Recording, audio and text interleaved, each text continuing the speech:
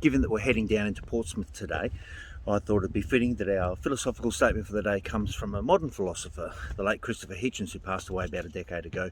He was born and raised in Portsmouth, and he said that the single most dangerous sentence human beings have ever uttered was when the Vatican denounced condom use as a sin. He went on to explain about how so many millions of our brothers and sisters in Africa have died from the spread of HIV because the only information they receive is from the clergy. And unfortunately, God gave us the sexual impulse and then forbade us from using it. Remember when we spoke about there being 4 Norman kings of England starting in 1066 with William the Conqueror? His second son, because Henry died early, his second son William II, nicknamed Rufus because of his gingery look, was killed on this exact spot whilst he was king. He was out hunting in 1100 and he was killed by a fellow hunter that he had with him when he copped an arrow to the chest. Everyone left his body here, and the individual who was accused of killing him was Walter Tyrrell. He ended up being tracked down a number of weeks later, and about 500 metres back from where we are is a beautiful little English pub called the Walter Tyrrell, and this is all called the New Forrest. It's amazing. It's extraordinarily beautiful. Absolutely love it. It's stunning. Absolutely stunning. I could imagine deer racing through here, or just even grazing on the grasses, hiding in the trees. Look at that. Absolutely spectacular.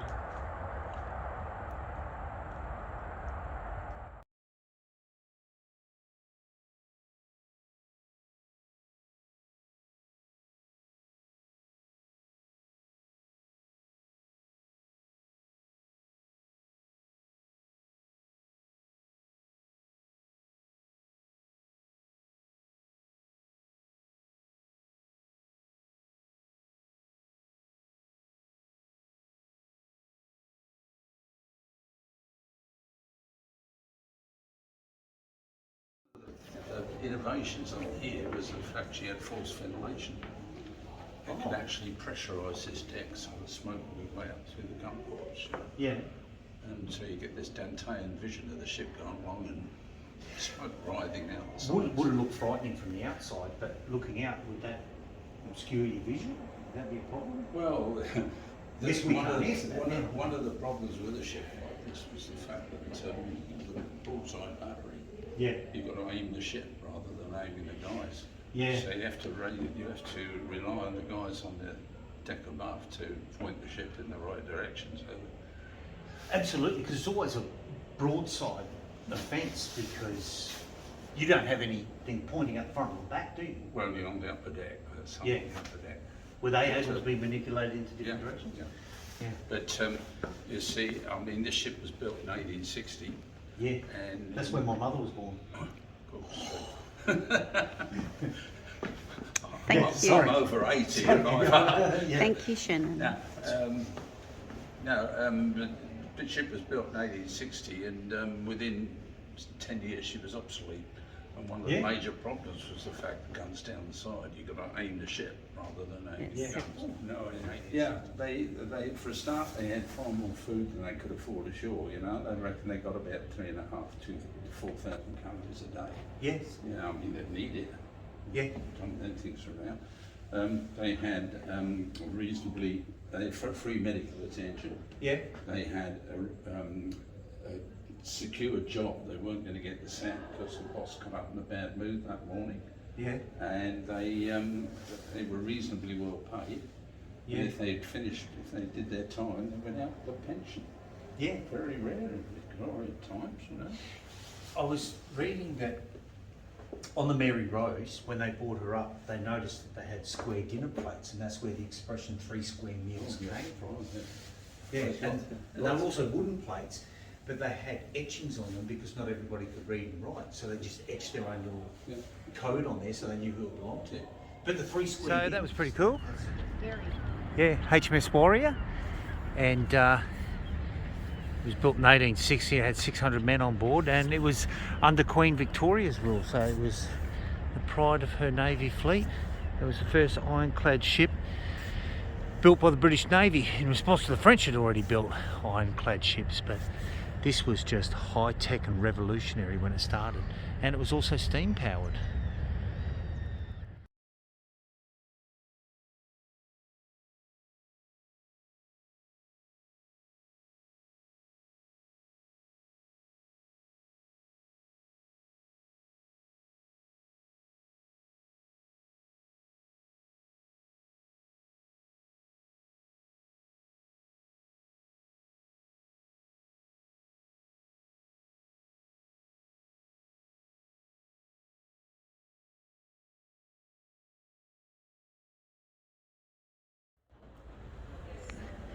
This rudder is made out of oak and covered in copper. So that's oak that we see in there. This is elm because it's more resistant to rot. And you must say it's done a pretty good job. Well, 4.5 metres here was knocked out during World War II when it was hit by a bomb. So it's lucky they didn't get further down the boat. It would have been totally destroyed. So that's the smooth replaced bit, Yeah. and that's the old elm. Yeah, you can see all the holes in it from the old elm. Yeah.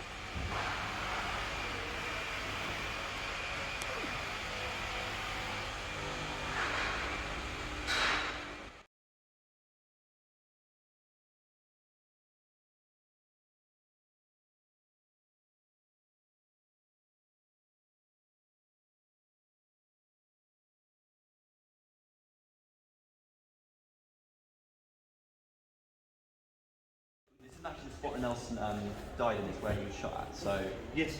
so if you find where the scaffolding is there, there's a ship called the Roots Harbour, which is a French ship. Yes. There's a French sniper high up in the rigging that's shot down, and then that's where Nelson was hit there. Right here. Yeah. Yeah. And then they took him downstairs. Yeah, so a few men brought him down, including some Royal Marines, and then he ended up passing away on the lower gun deck, which you'll get to see.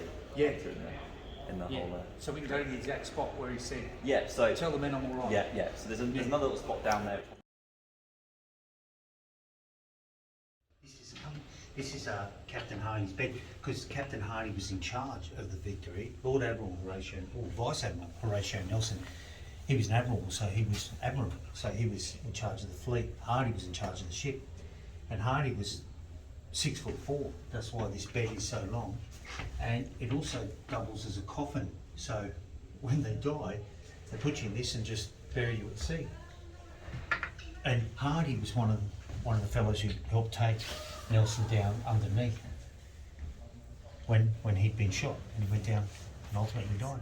And well, Nelson would have fit in here comfortably because he was only short, wasn't 5'6". 5'6". He would have had to curl up a bit. Yeah. Wow. Yeah. How tall are you, Mum? 5'1.5". 5'1.5". So he's only a couple inches taller than you. Yes. If you go in the Nelson gallery, they've got a full-size model of Nelson in there. Right. Fantastic. Yeah. I'll get a photo next to that. And this bed was designed because he only had the one arm. He couldn't get in and out of the other ones. It's the kind of bed he would have slept in on Victory. Yeah. On Victory, okay. Yeah. Fantastic. Yeah.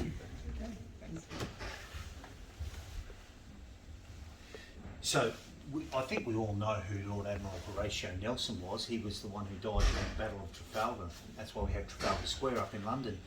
And Nelson, when he died, he wanted his crew to continue fighting. So they carried him downstairs and he put a handkerchief over his face so that his crew wouldn't realise it was him.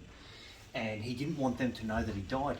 But this is the exact spot that they laid him down, and he ended up passing away. And when Captain Hardy came down, one of the last few words that Vice Admiral Horatio Nelson had uttered was, "Kiss me, Hardy." So he kissed him on the cheek, and then he kissed him on the forehead. Horatio Nelson opened his eyes one more time, closed them, and passed away. He had one leg, one arm, one eye, and he died at sea fighting for his country. He was a tough bastard. No wonder the English are so proud of him.